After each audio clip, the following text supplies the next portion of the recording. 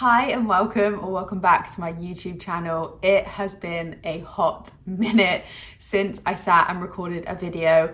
I want to say it has been 3 months. It might have been more than that. I don't know where this time has gone, and I have missed filming YouTube videos so much.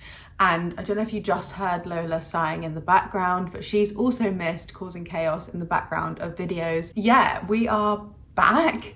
I didn't mean to take such a long break from YouTube, but then I also didn't think I'd come back either, because once I'd started taking a couple of months off of filming YouTube, I found it really hard to want to redo YouTube videos. I was just in such a creative rut in my writing and creating content. I had it on my TikTok as well. Like, I used to post every day on TikTok. I think for like 2 years straight, I posted every single day, and then I added YouTube to the mix, and I was posting my shorts on YouTube as well, and then also doing a long form video every week.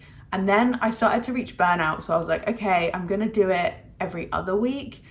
And then it just got less and less, and I just fell out of love with creating book content, which is really sad. But also, I've been reading a lot still. Like, my reading goals have stayed in line with what they did last year, which is strange. I thought that maybe I would fall out of love with everything and I'd end up in a reading slump, but I didn't. I kept reading. And I think what it is reading for me is really easy, because you just sit there, you get the book and you absorb the story. You're not actually having to give any energy. You're just kind of receiving it from the book, if that makes any sense. But I was putting a lot out there, I think, creatively, and also whilst working a full-time job, which really picked up. I got promoted at the beginning of this year, which is amazing, but obviously my responsibilities have then increased in my normal job. I also went back to cheerleading. So I used to cheerlead in uni, which feels like so long ago now, but I was cheerleading there, and I always kept wanting to go back to it. And I thought, do you know what, just do it. Like, I turned 30 in December, so my biggest goal was like, if I want to do something, just do it. And I kind of had like a little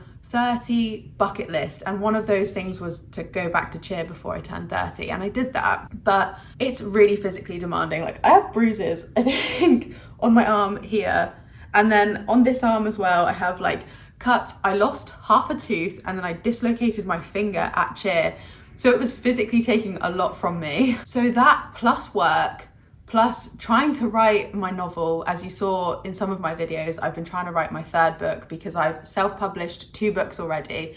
And this third book, I want to get an agent and I want to traditionally publish it. That's the dream. And I've also, done a promotion at work, worked full-time. The job, I sometimes often work late as well. It's in London, so it's like a corporate job. So yeah, very demanding. And then on top of that, I also said to work at the end of my performance review that I would do a course to gain an extra qualification in the industry that I work in. So I added that to the mix as well. And all my writing time that I was spending or reading time even, and also creative time, just either side of starting or finishing my day at work, was taken up by doing my compliance course. It finishes in August as well, so I haven't finished it yet. But with my cheerleading, my finger isn't straight, and the doctor said that in order to avoid having to have surgery, they're going to put my finger in a cast for 6 weeks, which, if I continue making videos, you will see in future videos. Maybe you can help me come up with ideas of how to make it look cute. Maybe I'll cover it in pink or something, I don't know. But yeah, I have to have that, so I can't cheer anymore. That means that my season at cheer finished way sooner than I expected. I've got 1 competition. I was supposed to do 3 this season, and I've only ended up doing 1, so it's fine, it happens. I think if it wasn't my engagement ring finger, maybe I'd be less worried about it. But imagine if ever I get engaged and you see this bent finger, that's not going to be cute. So yeah, that's kind of slowing down. And then one of my best friends, she featured in one of my videos that I previously did when I was going for a walk with her. She's creative, so she's a radio presenter, and she gave me the best advice. And she was like, just be creative when it comes and ride that wave, because if you force being creative, what you produce is rubbish. And I think I really resonated with that with my writing. Some of my chapters that I was doing, I was just doing it for the sake of writing it, as opposed to when inspiration hits. And the nicest part about writing a book is when you feel really inspired and your ideas are coming to the forefront of your mind way quicker than you can actually write them, and that's so exciting and it's a lovely process. When you make it more of a chore, obviously you're not going to enjoy it as much. So that's where like I ended up. So I was like, do you know what, just write when you feel like it. And it's really difficult for me as someone who's super organized, plans everything, has a schedule, to let go of that and just follow my creative intuitive, if that's the right phrase.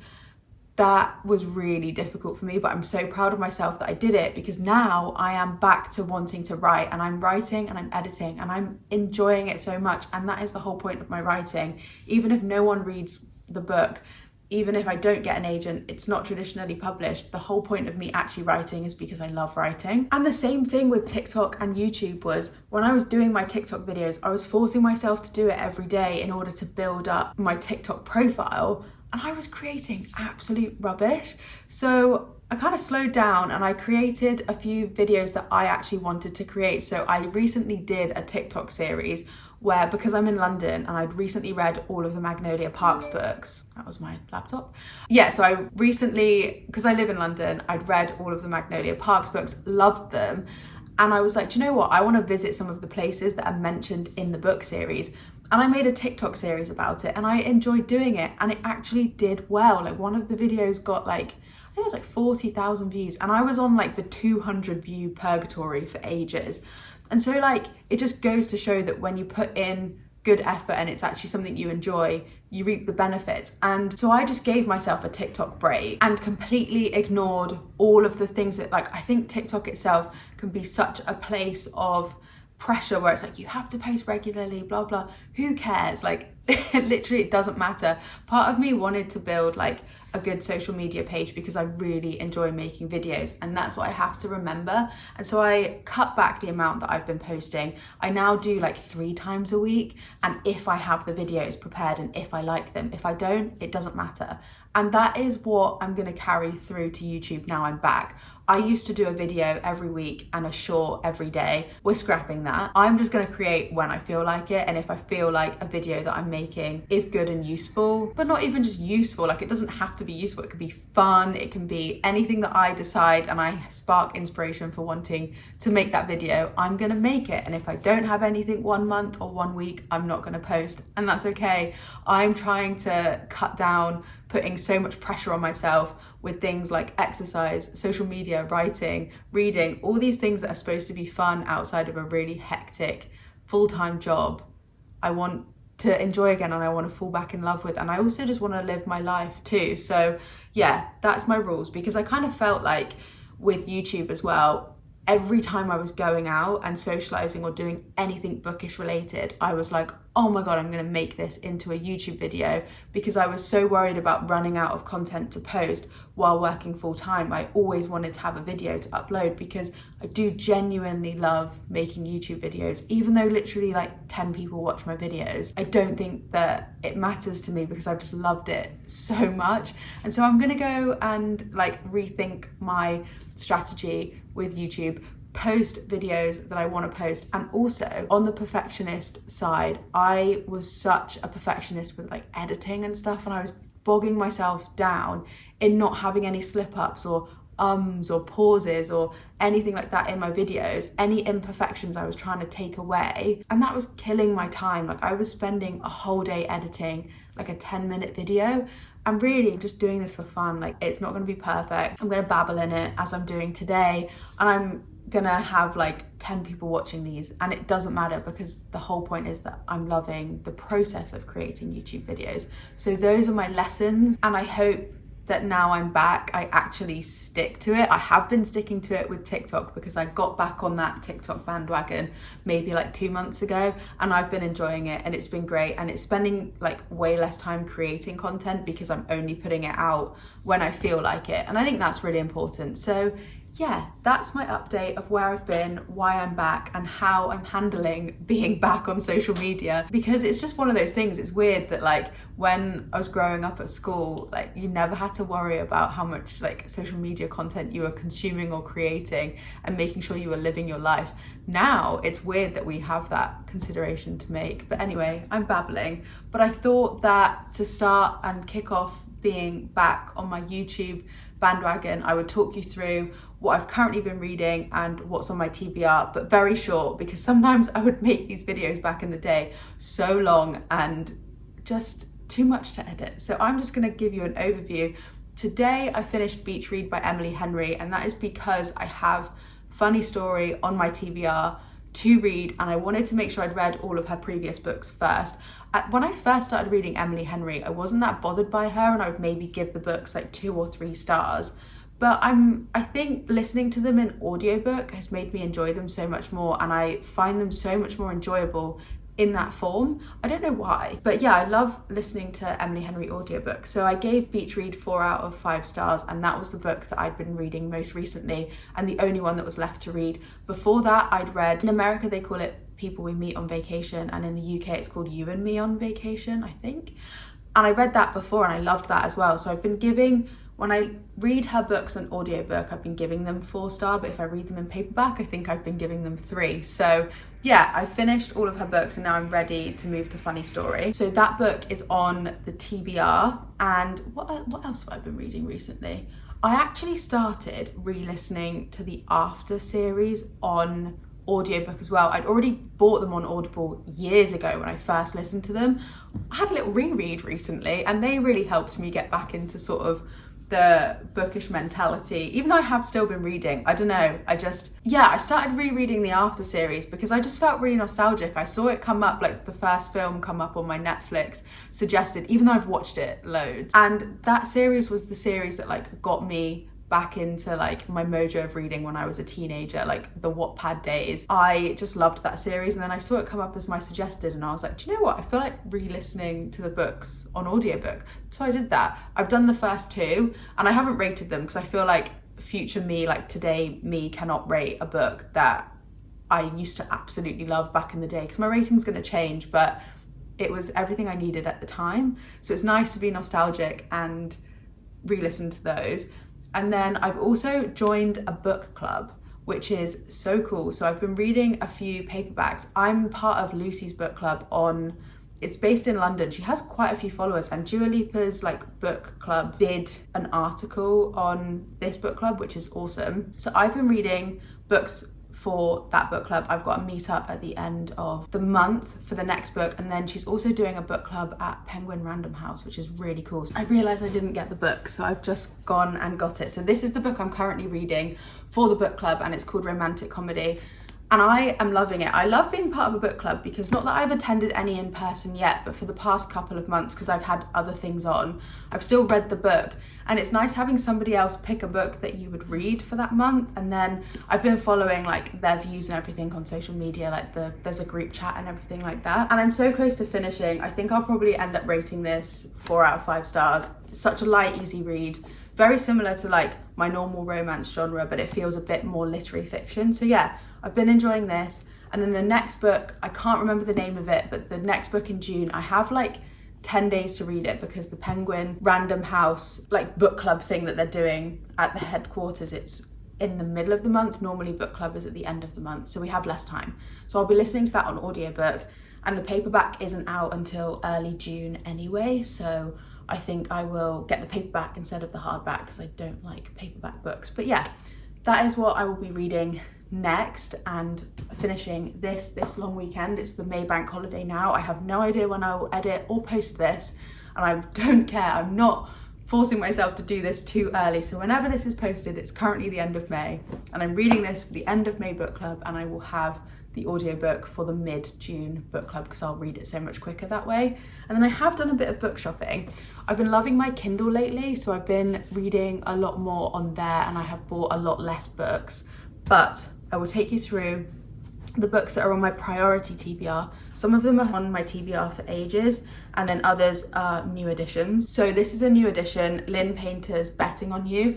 I actually wanted to read first Better Than the Movies, but this was on the buy one get one half price at Waterstones, and you know I'm a sucker for that.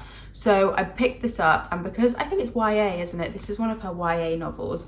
I feel like I love the big text, and I think it'll be quite easy and lighthearted and perfect for the summer to read this. And then recently I feel like, along with everybody else, I've been watching some of the new adaptations from books on Netflix and Prime. So we've got One Day and the idea of you. I wish I had the old cover of this. I tried to find it, but then again, sucker for the buy one get one half price, and this is the cover that I had, and the text is big, so I'm kind of happy about that. But the old cover is really cute. Maybe I need to find it. But I must have read one day years ago, like back when I was at school, so I thought I would do a reread. Again, I would have preferred the old cover, not the like TV series cover, but oh well. And I'm one of these weird people that will happily watch a movie or watch a TV adaptation of a book before actually reading the book. So I've never read this book before. I've read this years ago, and I find comfort in reading something I've already watched because it helps me picture the characters. And I don't know, I love doing it. I think there are some people I've met that also feel the same, but yeah, I am weird like that. And don't burst my bubble, don't hate. I'm excited to read these and feel like I'm back transported into the film and the TV series. I also hear the book is a lot better of this than the movie, which is, and I loved the movie, but I guess unsurprising because I think books are always better anyway. And then these guys have been on my TBR for so long, so I'm hoping that I get to them this summer. I feel as if the text is fine in these books, but I think the Kindle might be better to read these. And I think I managed to get this for 99p on Kindle, so I have that already. I just need to wait for this one to go in the Kindle deal as well, which I'm sure it will at some point, and then I can read them on the Kindle because I think I'd get through them so much quicker. I am a much quicker reader on Kindle. I don't know if anybody else is. And then this book, I'll probably listen to it in audiobook because I've always listened to Elsie Silver's books instead of reading them. Again, kind of like Emily Henry, I think I enjoy them a lot more when I'm listening to them. This has been on the TBR for a while, ever since it was released. I got it from The Works, and the girl at The Works gave me really cute stickers to go along with this book as well. I will insert a video to show you. They're so cute. So yes, I'm hoping to get to this perfect summer read, I think, as well, and I've heard nothing but good things. So yeah, these are the books I'm hoping to get through with no set deadline because I am enjoying reading and I'm enjoying posting about them. So I'll let you know my thoughts when I get to them, and hopefully finishing my current read this weekend and then getting to these just over summer, and I will keep you updated on my thoughts and opinions. But it's been really nice getting back into YouTube, doing this first video. Having less pressure on myself to be perfect with these videos has honestly made it so much easier to just talk to the camera. And I know that sounds really silly, but hopefully you can see I just feel a bit more relaxed. And yeah, I just want to talk about things and post things that I'm actually passionate about and not forcing anything, just doing it when it feels right. And I'm so lucky that I'm in such a great location in London. I have access to some of the best bookshops and the best ideas for content too, like doing that Magnolia Parks video. I was so lucky that I live in London and I could explore places that authors have written in books. And I'm so lucky in that sense that I have so much at my fingertips in London. So hopefully I will keep posting some more bookish London content and showing you guys the city that I live in, and also just the fun things that I get up to with books without putting too much pressure on it and just forcing videos. And I will be living way more in the moment. So if you want to still access my YouTube short kind of content, definitely follow me on TikTok. And then yeah, you'll have my longer, waffly, imperfect videos that just are me talking absolute rubbish on YouTube. So thank you so much for watching. If you got to the end of this video, thank you so much for watching, and I will see you in the next video whenever that is posted.